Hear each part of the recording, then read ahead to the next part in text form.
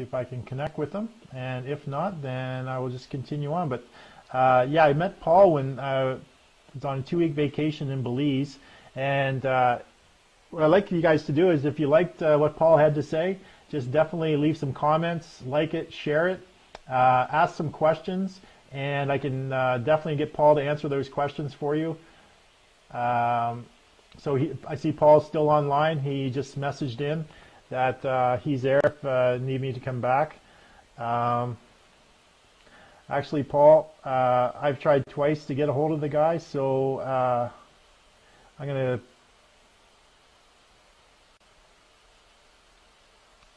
try him one more time, and then if I don't get a hold of him, then I'm gonna connect with you again, Paul. So that we'll continue.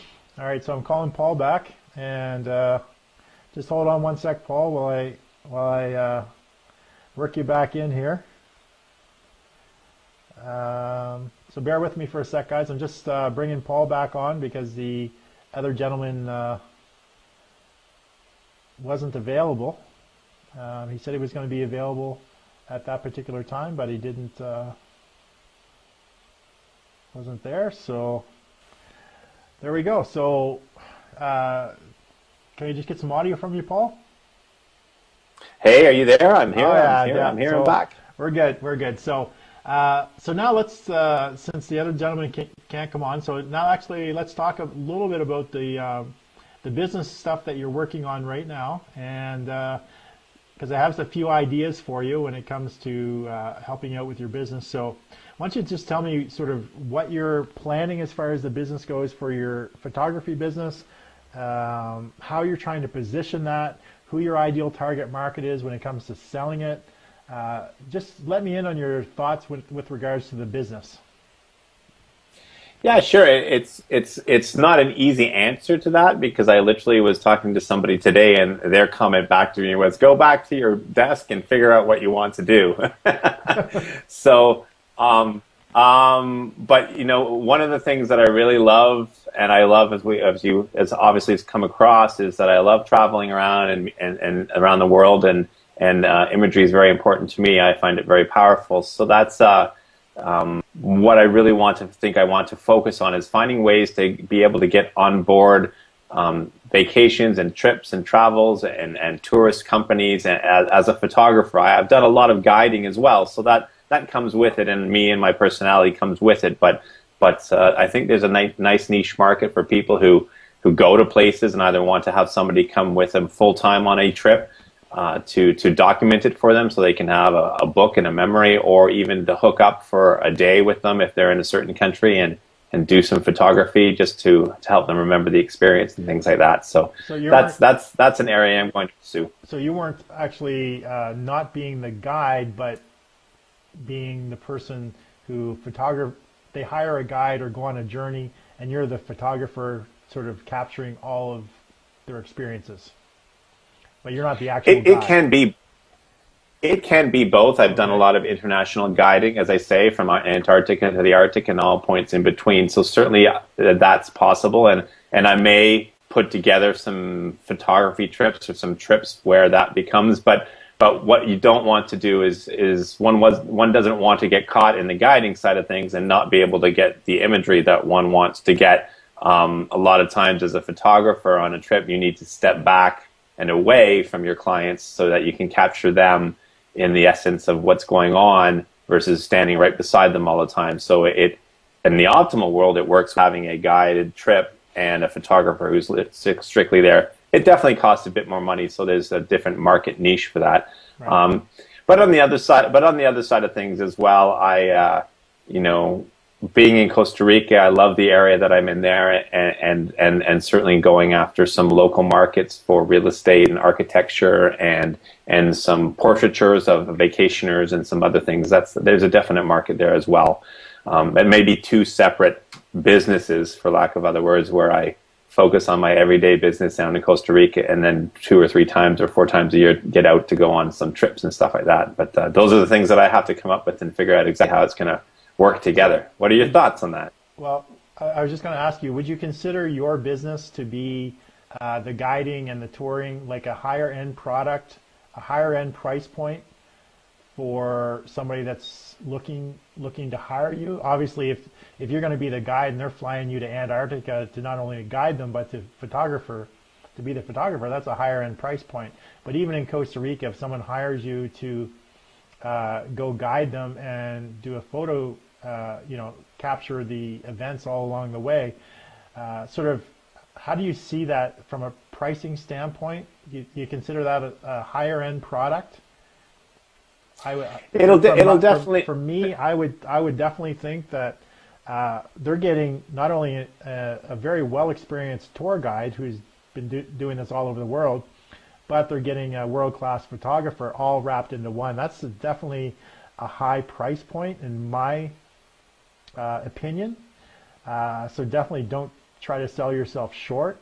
At the same time, I understand that you may not be, getting a ton of clients doing that. So looking at other sources of income at the same time, doing things like creating little courses maybe for how people can actually be better photographers when they're going on these expeditions using their phone.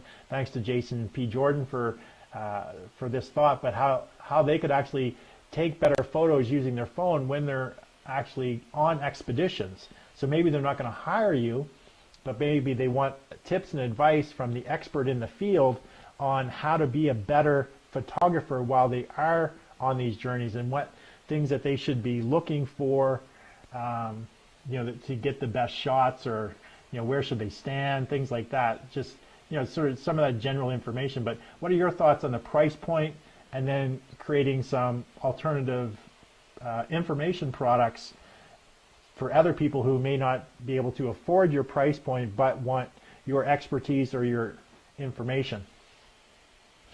I think you guys are all spot on. Who had sent that comment in as well is absolutely correct. It's definitely a higher price point because there's another person coming along. So Paul, you have to look at the right just one mark. sec. Yep. You keep talking. I just have to go to the bar to grab another Corona, okay? But you just keep talking to the people. I'm just going to run to the bar for a sec. Let me know when you're back, because I can't see you on my computer, so I don't know if you're there or not. Okay. So let me know if you're back. But that sounds good. No, it's absolutely correct, and like any business, you want to look at a lot of different facets. And somebody had mentioned that point, I think, and that was good. It's a higher price point if I was to join a trip to guide or to photograph, but a lot of people are looking for memories, because a lot of times people do trips once or twice in their life, and so there are niche markets out there that you can do that in. I just need to find those, which is great, and I have some contacts there. But the other point of iPhone photography is a very good point, because as we all know, the cameras rather on the phones are getting better and better and better and better and better all the time, and that's it's fantastic, but it's not, because it takes away our business to a degree. But at the same time, you can take outstanding photos, and then you have your albums and all that stuff. And so trying to create some small courses on how to take better pictures with DSLRs or with photo phones and things like that is a great idea. And I've taught a few of those before, and the 10 top tips. And I actually just read an article this morning, I think, or yesterday, on people only know about 20% of their camera's capabilities on their iPhones, because there are a lot of different settings and a lot of different things you can do for that as well. So that's a book right it's there, great. Paul. That's a book right there. Yeah, I do too, Paul. I think that very quickly you could be established as the authority in your marketplace, and be positioned in a very short period of time, and having a lot of opportunity, getting on a lot of media, like mainstream media, as well as stuff like this, and just being sought after for doing those high-end things, but at the same time delivering products and services and information to the average person. So just because somebody has an iPhone that has a great capability doesn't mean they know how to use it. So you know yourself that just because I give you a set of tools doesn't mean that you're going to know how to build a house. So with that analogy, you need to have the right eye, you need to know what to look for. So there's a lot of things that you can teach somebody with, even if they do have an iPhone, they may not hire you, but there's a lot of things that you can actually teach them to be a better photographer with their iPhone and to use the capabilities to its max. And there's a lot of value in that. And there's definitely one or two books there. I definitely see a photography book, and just from your photography all over the world, that's definitely something that we could put together really quickly, probably in a week or two, just picking out photographs and just you telling stories about each photograph. So there's some great stuff there, Paul. Yeah, no, and that I'm looking at some of the comments and things like that as well. And you're absolutely right. And it really is. And I think maybe it's just the two of us connecting, which is, it was great timing that I happened to be sitting here when you texted in, because I love my photography side of things. I also love being in front of the camera and starting a few YouTube pages and things like that. And that would be a great series, not just in Costa Rica, but in general on tips and how things work and all that stuff. And it might be something really pertinent. So yeah, no, thanks to Jason for throwing out all those ideas. It's fantastic. So I just lost your, just hold on, Paul. I just changed the screen, so I ended up losing your video, but your audio is still there. People are still hearing you. That's more important anyways. Yeah, they don't need to hear me talk.